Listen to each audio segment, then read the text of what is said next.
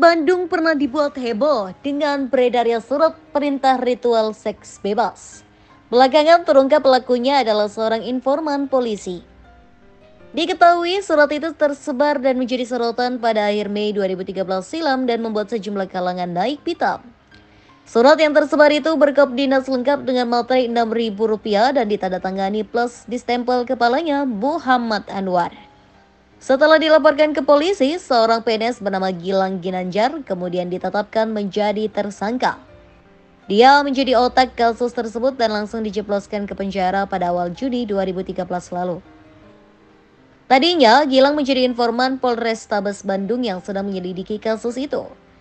Pada waktu itu, dia sempat menunjukkan lokasi ritual sekte yang ternyata tak terbukti. Pengakuan Gilang lalu memunculkan kecurigaan. Indekosnya di kawasan Caringin, Kota Bandung lalu digeledah.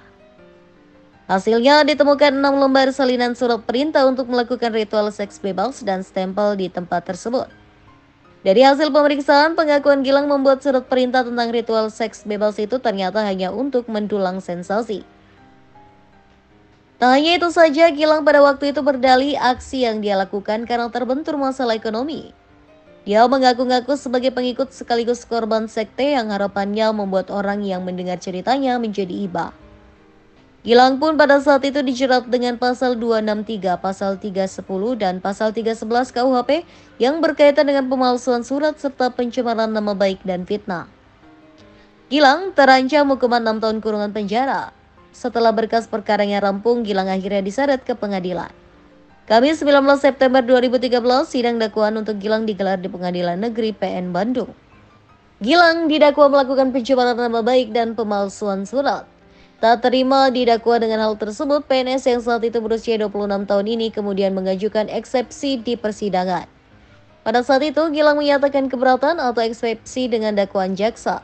Bahwa menurutnya, ia sudah menjadi informan untuk kepolisian, tapi malah diseret menjadi pesakitan di pengadilan. Tapi setelahnya eksepsi Gilang kandas di persidangan. Selasa 19 November 2013, jaksa menuntutnya hukuman 1 tahun kurungan penjara.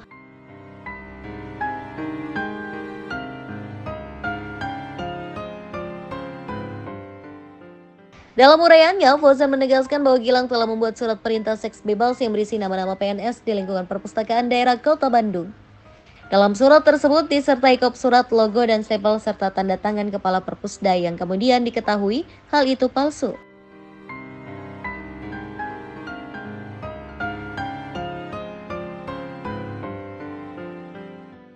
Fauzan menyebutkan akibat perbuatannya itu, saksi M. Anwar, kepala Perpusda Bandung, mengalami tekanan batin, merasa tercemar secara pribadi, keluarga, dan instansi.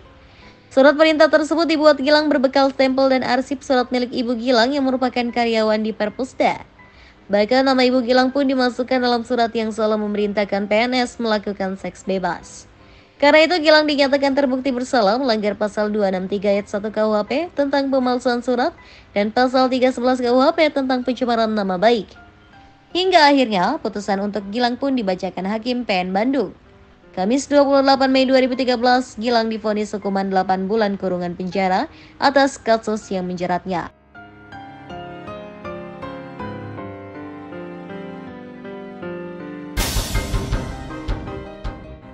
Atas putusan tersebut, Gilang menyatakan langsung menerima.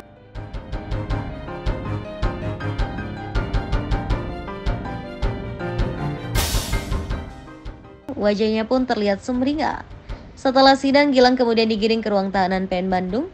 Tiba di sana, ia dengan antusias memberitahukan dirinya divonis 8 bulan.